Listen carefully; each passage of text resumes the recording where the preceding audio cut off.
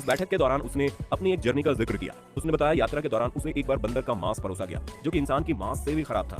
यहाँ ये बात सामने आती है कि ईदी अमीन को इंसानी गोश्त खाने का बड़ा शौक है। नमस्कार दोस्तों, आज हम एक ऐसा खूंखार लोगों के बारे में आपको बताएंगे, आपका रोंगटे खड़े हो जाएंगे। तो आइए फिर सुनते हैं। ईदी अमीन, ये नाम सुनते ही नरभक्षी, इंसानियत का दुश्मन, हैवन, राक्षस, तमाशा और न जाने क्या क्या शब्द दिमाग में घूमने लगते हैं। इसमें सिर्फ 8 साल के शासन में लाखों लोगों को मरवा दिया। कहा जाता है कि ईदी अमीन नरभक्षी था। वो इंसानों का खून पीता था और उनके मांस को खाता था। यह वही क्रूर शासक था जिसने सत्ता संभालते ही सैकड़ों साल से रह रहे भारतीय को तुरंत देश छोड़ने का आदेश जारी किया था। इसके लिए ईदी अमीन ने भारतीय समुदाय को सिर्फ 90 दिन का समय दिया।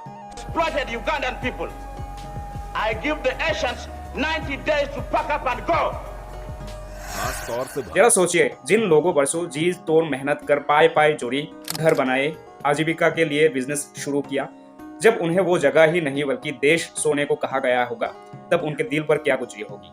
आज इस घटना के पूरे 50 साल पूरे हो चुके हैं। इनमें से अधिकतर भारतीय ब्रिटेन में जाकर बच गए, बाकी कई स्वदेश लौटे और दूसरे ने अन्य यूरोपीय और आसपास के अफ्रीकी देशों में शरण ली है। उसने ये कहकर उन लोगों को खदेड़ा कि अल्लाह का आदेश है, इसलिए सभी को देश छोड़ना होगा।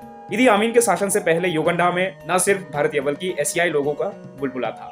उनकी जिंदगी बहुत शानदार थी। दूसरे देश से आने के बावजूद युगांडा की अर्थव्यवस्था पर इन्हीं एशियाई लोगों का कब्जा था। उस समय युगांडा की करीब 20% संपत्ति के मालिक यही एशियाई लोग थे।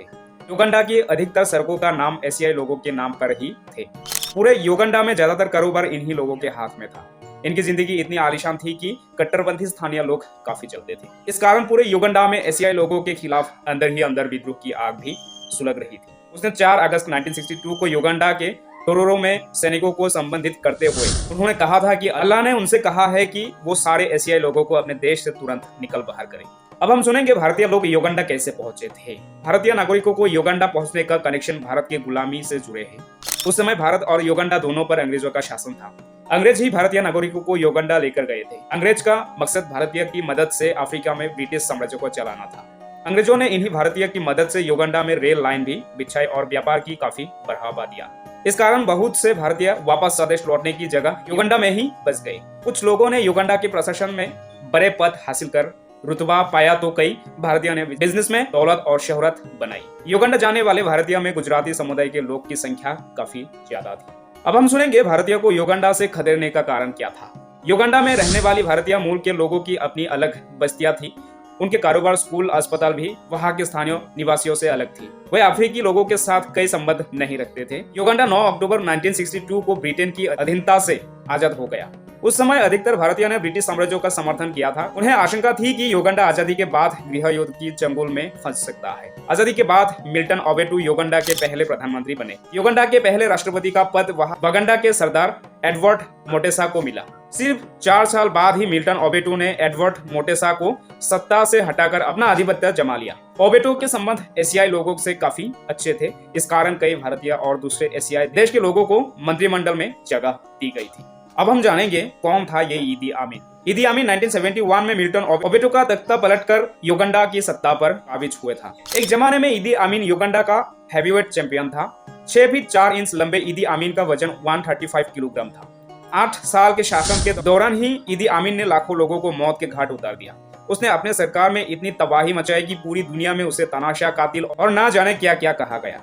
समय में स्वास्थ्य मंत्री रहे हेनरी केम्बा ने state of world the inside story of ईदी अमीन नाम की किताब लिख उसके क्रूरता के ऐसे ऐसे किस्से बताई जिसे जानकर पूरी दुनिया सन्न रह गई थी। हेनरी केम्बा ने अपने किताब में लिखा कि ईदी अमीन ने न सिर्फ अपने दुश्मनों को हत्या करवाई बल्कि उनके शवों के साथ भी बर्बरता की। मुर्दा घर में रखे गए शवों के गुर्दे, लीवर, नाक, हार्ट और गुप्तांग को गायब मिलते थे। हैवानियत के कारण ही ईदी अमीन को मैडमैन ऑफ अफ्रीका भी कहा जाता था। दावा तो ये भी किया जाता है कि उसके फ्रीज से इंसानी मांस मिला था। 1979 में जब तंजानिया और ईदी अमीन को विरोधी सेना ने हाथ मिला लिया, तब ये भागकर सऊदी अरब चला गया। वहीं पर साल 2003 में इन खूंखार तानाशाह की मौत हो गई थी। तो कैसा लगा ईदी अमीन के बारे में जानकर? अगर आपको ये वीडियो अच्छा लगा हो तो इस वीडियो को लाइक करें, शेयर करें और अगर चैनल पे नए हैं तो इस चैनल को सब्सक्राइब जरूर करें। जय हिंद, जय भारत।